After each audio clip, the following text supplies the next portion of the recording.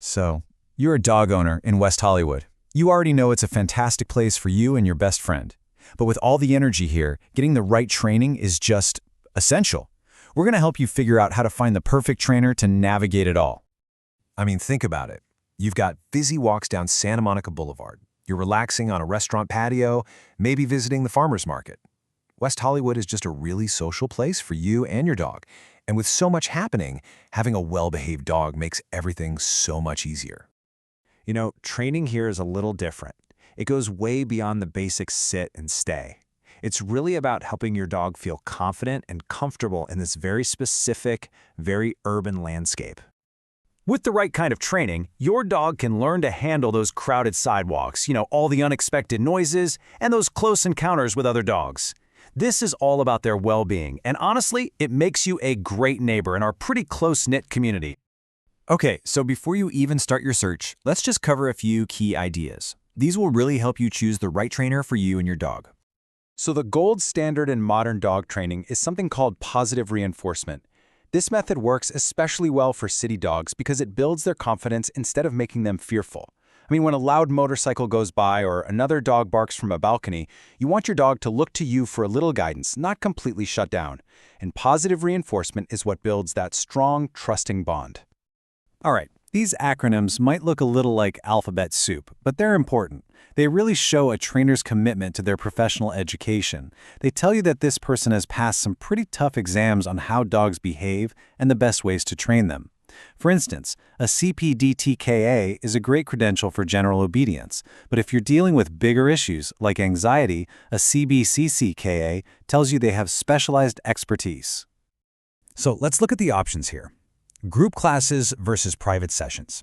Group classes are really fantastic for socialization, and they're definitely more budget-friendly. But if your dog gets overwhelmed pretty easily, or you have a very specific issue at home you need to work on, that personalized focus you get from a private session is just invaluable. Now, let's talk about the different kinds of programs you're likely to see. Puppy classes are, of course, essential for getting started on the right paw. In-home training is perfect for tackling those apartment-specific challenges, like barking too much or dashing for the door.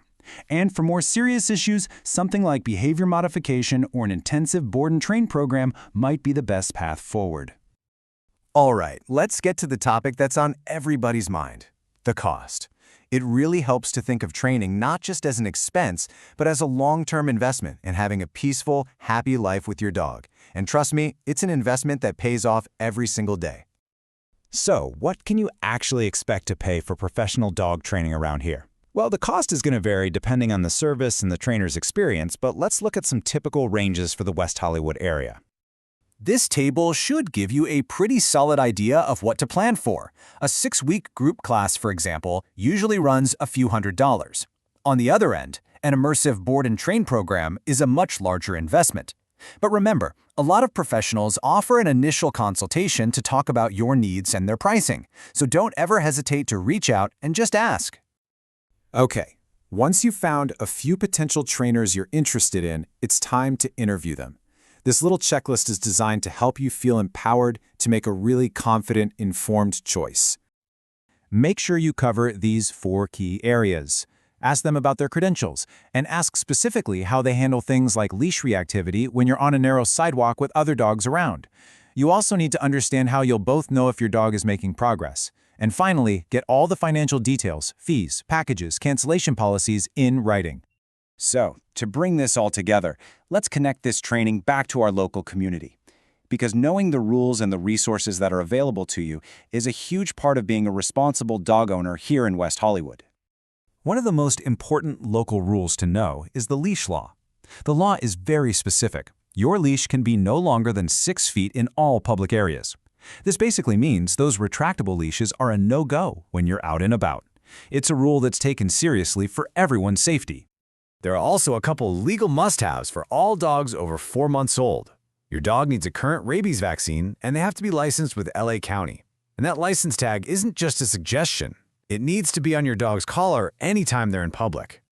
Now, the city also gives us some great spots to practice all these new skills. The dog parks at West Hollywood Park and Plummer Park are perfect for some safe, off-leash play and socialization.